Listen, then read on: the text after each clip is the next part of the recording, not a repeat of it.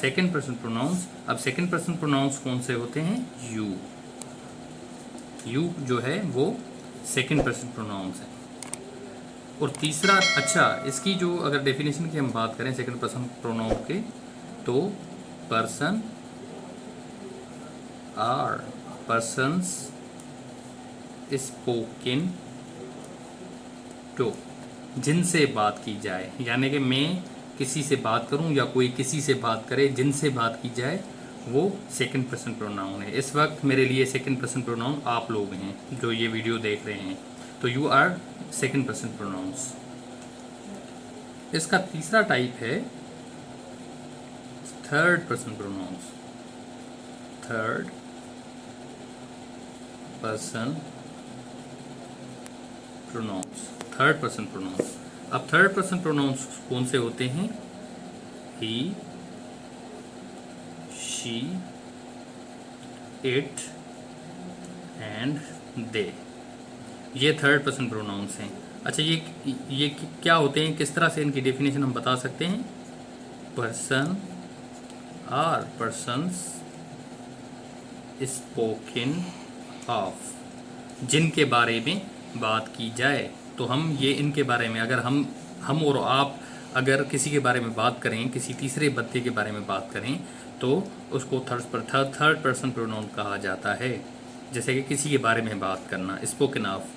ये first person pronoun ज़मीर मुतकल्लम, ये ज़मीर हाजिर जिनके साथ बात कर रहे हैं हम, और ज़मीर गायब, ये मौजूद नहीं होते। अगर मौजूद होते हैं तो हमें नहीं सुनते, अगर हमें सुनते हैं तो हमारी डिस्कशन में इन्वॉल्व नहीं होते। तो these are third person pronounce.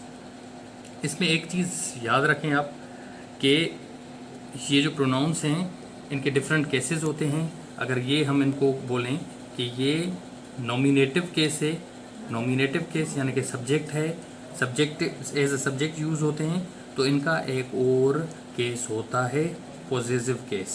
तो आय का पॉजिटिव केस माय होगा, वी का अर या अर्स होगा, और यू का यूअर या योर्स होगा, ही का हिज होगा, शी का हर होगा, इट का इट्स होगा, ते का देयर और देयर्स होगा, हर का हर और हर्स होगा।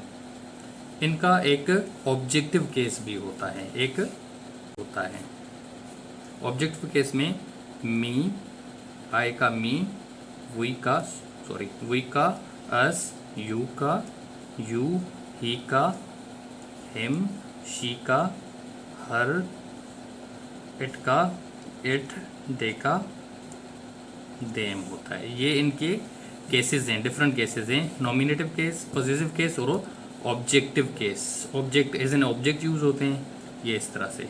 तो अगर हम इसमें एक चीज़ अगर ऐड करें इन तीनों में, थर्ड पर्सन प्रोनाउन में, तो ये जो है ही आपका, इनका जेंडर, अगर इनको थर्ड पर्सन प्रोनाउन को जेंडर्ड बनाएं, क्या बनाएं हम?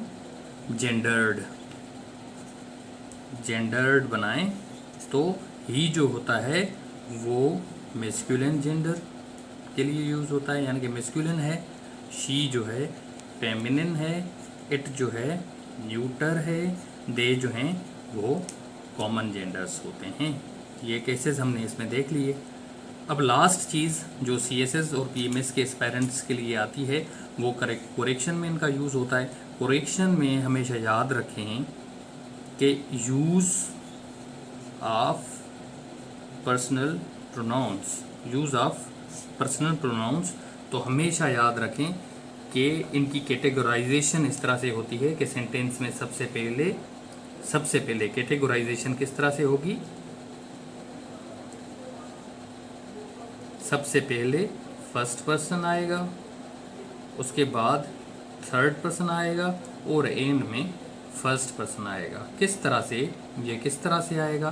देखें, अगर सेंटेंस है कि मैं आप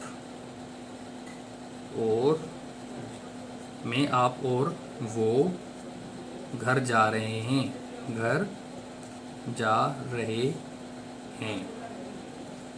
तो इस सेंटेंस में आप देखते हैं कि मैं, आप और आप और वो घर जा रहे हैं। तो इसमें शुरू में मैं आता है, फिर आप आता है, फिर वो आता है, बट इन इंग्लिश लैंग्वेज आपको हमेशा इस फार्मूला को आपने याद करना है। इसको सिंपली याद करने के लिए 2 3 1 अपने जहन में डाल दें। ये 2 3 1 इसको याद करने के सबसे पहले इंग्लिश में सेकंड पर्सन प्रोनाउन आता है, उसके बाद थर्ड पर्सन प्रोनाउन आता है, उसके बाद फर्स्ट पर्सन प्रोनाउन आता है। मैं, आप और वो घर जा रहे हैं। तो सबसे पहले मैं इसमें यूज़ करूँगा कि यू, यानी कि सेकंड पर्सन, यू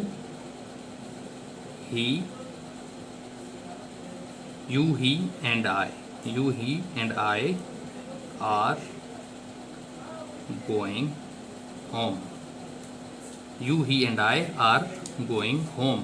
तो यानी कि ये सेकंड पर्सन हो गया, ये थर्ड पर्सन हो गया और ये फर्स्ट पर्सन हो गया। तो आपको ये फार्मूला इसमें फिट बैठ रहा होगा। तो आई होप आपको प्रोनाउन का ये टॉपिक सही से समझ आ गया होगा। In case of any query you can inbox me or you can contact me. So we'll see you with the new video. Allah Hafiz.